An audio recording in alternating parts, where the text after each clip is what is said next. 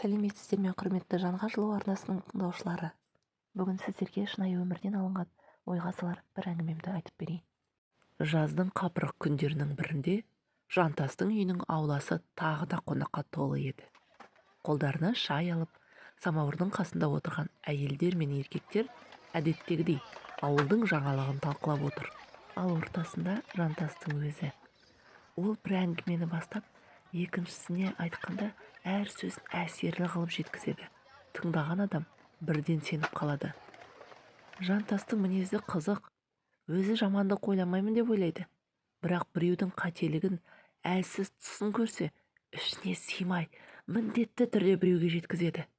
Қазір айтпасам, жарылып кетем деп күлген болады. Ауылда оны құлақ дейді. Өйткені бәрін естиді, бәрін біледі. Кейде адамдар оған әдейі жаңалық айтып, артынша не болатынын бақылап отырады. Себебі жантастың жақсы көретін ісі сөзді әдемілеп, бояп жеткізу.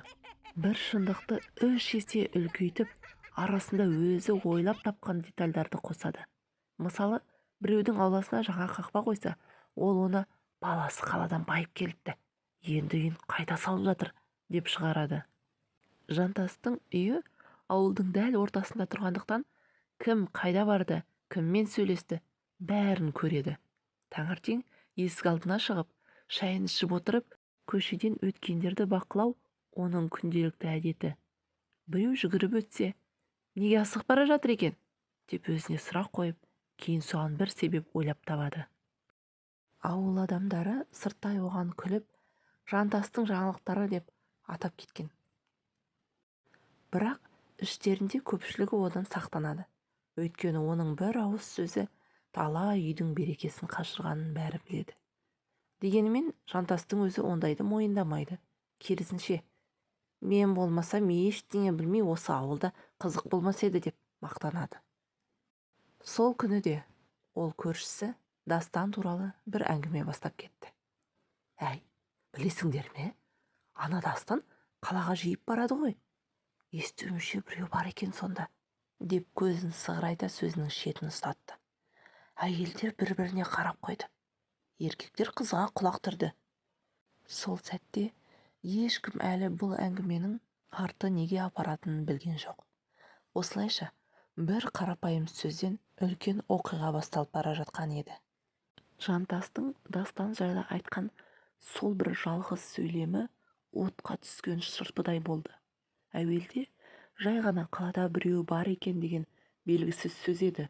Бірақ жантастың айту мәнері, сығырайған көзі мен құпияны білетін адамға тән сыбырлап сөйлеуі тыңдаушылардың қиялын оттай маздады. Шын ба өзі? Деді бір әйел, шайын қасықпен баяу араластырып. Әй, мен жалған айтушы едім, деді жантас иегін көтеріп. Бір танысым көріп қалыпты. Дастан бір қызбен кафеда отыр дейді. Осы сөзден кейін әңгіменің арты судай тасыды. Кім қалай түсінді, кім қалай қосты, белгісіз. Бірі қыз жас екен десе, екіншісі қалада үй жалдап тұрады екен деді. Үшінші біреу әйеліне айтпапты, жасырып жүр деп қойды. Ал жантастың өзі бұлардың бәріне басын изеп, мен ондайға араласпаймын дегенде кейіп танытты. Түске дейін бұл әңгіме самауырдың қасында басталса, кешке дейін ауылдың әр көшесіне жетті. Көшеде сиыр қайтарып жүрген кемпірлер, дүкенде нан алып тұрған балалар, тіпті мешітке намазға жиналған ақсақалдардың өзі де бұл сөзді естіп қойды. Дастан болса, сол күні қалаға әкесінің дәрісін алуға барған еді. Ол әңгімеден мүлдем бейхабар болатын. Бірақ кешке үйіне кірген бетте әйелі Гүлнұрдың көзінен бір суықтық сезді. Дастан, деді Гүлнұр, маған бірдеңе айтқың келе ме? Не болды? Деп аң-таң болды ол. Сен бүгін қалада кіммен отырдың? Дастан бұл сұрақтан селк етті. Себебі қалада ол бір ғана адаммен, әкесінің ескі досымен кездескен. Ойбай-ау Гүлнар, мен деп түсіндіруге тырысса да, әйелдің көңіліне әлде қашан күдік ұялаған еді. Осылайша Бірақ ауыз сөзден шаңыраққа көлеңке түсті. Ал Жантастың үйінде сол түні тағы да әңгіме қайнап жатты. Әйеліне бәрі белгілі болды, деді ол. Көрдіңдер ме? Өтірік көп жүрмейді ғой. Бірақ ол әлі сезген жоқ. Бұл өсектің дәмін тататын кезі өзінен де алыс емес екенін. Дастан мен Гүлнұрдың арасындағы жылылық күн сайын суып бара жатты. Әуелде Гүлнұр мүмкін бәрі жалған шығар деп өзін-өзі жұбатты. Бірақ көшеде жүргенде сыбырлап сөйлескен адамдардың көрген сайын бойын белгісіз ыза мен өкпе биледі. Бір күні дүкенге келгенде арт жағында тұрған екі әйелдің сөзін естіп қалды. Әй, сол Дастан деген бар ғой. Иә, қадағысы бар дейді ғой. Әйелі білмейтін сияқты.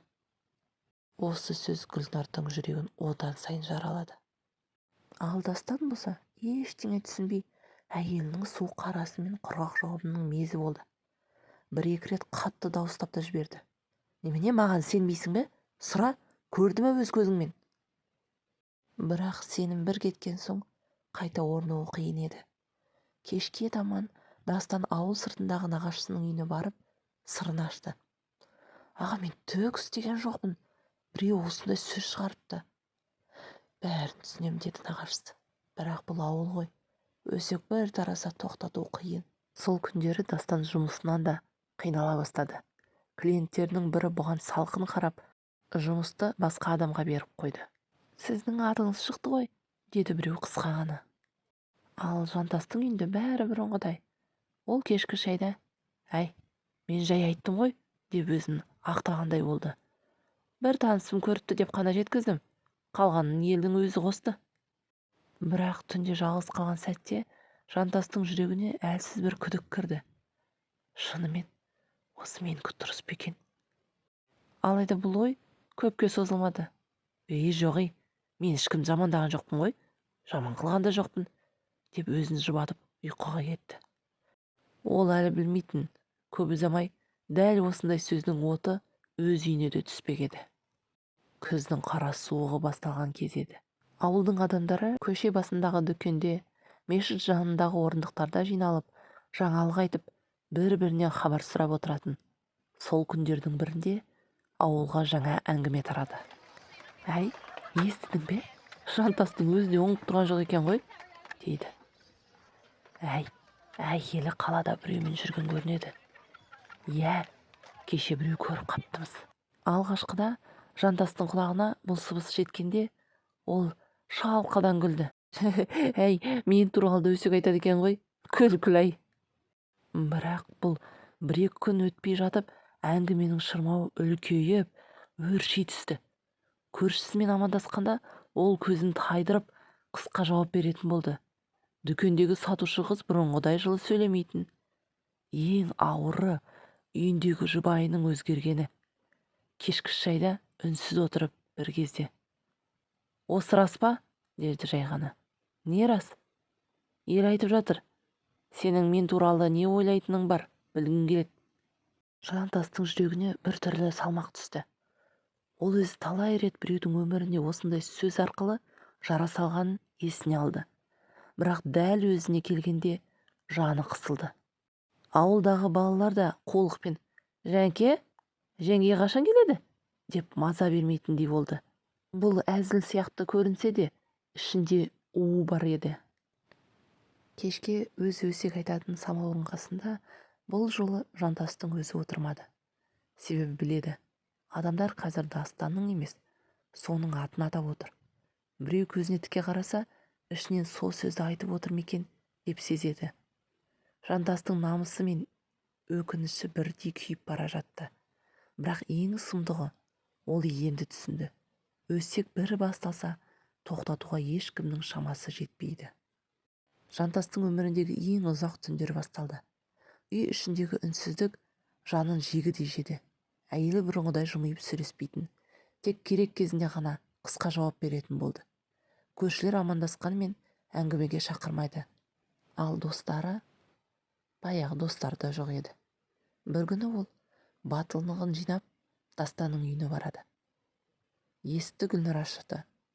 Көзі суық. Не керек? Дастанға кіріп шығайын деп едім. Дастан шықты. Қолын қалтасына салып үнсіз тұрды. «Досым», деді Жантастың дауысы бәсең. «Мен сені ренжіткенін білем. Өсек айтты деп айтпай-ақ қояйын. Бірақ менің сөзімнен кейін отбасың қиналғанын естідім. Өзімді жегідей жеп жүрмін. Кешір». Дастан ұзақ қарады. «Сен менің отымды өшірдің, Жанке. Әйелімнің сенімі біржола жоғалды. Сол сенімнің орнын ештеңе толтыра алмайды. Мен сені кешірсем де өмірімізді қайтару мүмкін емес». Бұл сөз Жантастың жүрегін қылыштай тіліп өтті. Сол күннен бастап ол бір-ақ нәрсені түсінді. Өсек көзге көрінбейтін, бірақ жаныңа, өміріңе түсетін жара. Оны айтқан адам жеңіл сезінуі мүмкін, бірақ естіген адам үшін ол ауыр да ұзаққа кететін у. Жантастың кешірім сұраған адамдары көп болды, бірақ олардың ішінде оны шын кешіргендер аз еді. Көше басында жалғыз отырып, бұрын өзі отырған самаурын қасына көз тастады. Онда қазір басқа адамдар жиналып, өзара әңгімелесіп отыр. Бірақ бұл жолы Жантастың есімі ғана аталады. Өзі жоқ, сөзі бар. Сол сәтте ол іштей ант берді. Егер уақытымды артқа қайтара алсам, бір ауыз өсек айтпас едім. Бірақ өмірде тек алға ғана жүресің. Өткенді түзету мүмкін емес. Сол себепті Жантастың ойында бір шындық мәңгі қалды. Аузыңнан шыққан әр сөз өзіңнің қолыңмен жазған тағдырың. Адамға айтқан бір жылы сөзің оның жүрегінде жылдар бойы сақталатын жарық шырақ, ал жаман сөзің өшпейтін көлеңке. Сол күннен бастап ол өзіне жаңа жол таңдады. Өзгені сындыратын сөз емес, дем беретін сөз айту. Жауапсыз қалған жақсылықтан да, ауыр тисе де айтылған шындықтан да қорықпау. Өйткені өмірдің мәні біреудің жүрегінде із қалдыру. Бірақ ол із жара емес, шипа болу керек. Сөзіңді таңда. Ол біреудің өмірін өзгертетін ең қуатты қару. Назар салып тыңдағандарыңызға көп рахмет.